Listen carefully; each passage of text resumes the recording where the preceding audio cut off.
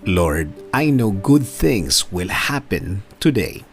Lord, thank you for today. Thank you for another day. Maraming salamat sa bagong pagkakataon na ibinigay niyo sa akin.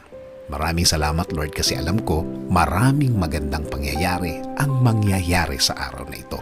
Alam ko na puno ng pagpapala ang araw na ito. Maraming magagandang pangyayari ang ibibigay niyo sa akin. Dahil alam kong patuloy ang pagbibigay niyo ng magagandang bagay sa aking buhay. Mas maayos at mas tama kesa sa mga nagdaang mga araw. I am giving and submitting everything to you, Lord.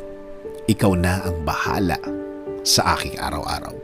Patuloy mo akong i-lead sa aking buhay. Patuloy mo akong bigyan ng guidance. Alam kong patuloy mong ilalagay ang mga bagong opportunity sa aking buhay, Lord. Sa iyo ko palagi titingin, sa iyo palagi ako magfo-focus at hindi sa mga mahihirap na nararanasan ko at hindi sa mga sitwasyon na nasa harap ko. Sa mga bagay na kung iisipin ko, Lord, ay malulungkot lang ako at iisipin bumigay. Again, Lord, I declare this will be a good day today.